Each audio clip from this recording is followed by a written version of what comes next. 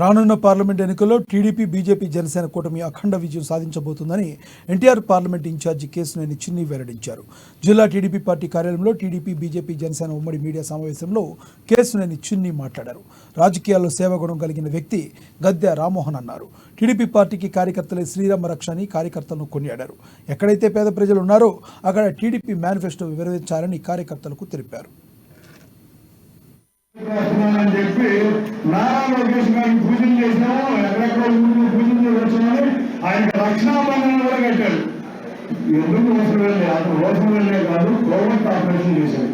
గత 3 సంవత్సరాల నుంచి కోవర్ట్ ఆపరేషన్ చేసి మన మధ్య విభేదాలు సృష్టించి వైసీపీకి కోవర్ట్ గా మారాడు. ఇంకొక వ్యక్తి వాళ్ళ తండ్రి గారైనా అతని రాజకీయమన్నా మన పార్టీ రాజకీయ భిక్ష పెట్టింది వాళ్ళకి. అటువంటి వ్యక్తి మన పార్టీ కార్యాలయాన్ని ధ్వంసం చేసిన వ్యక్తి.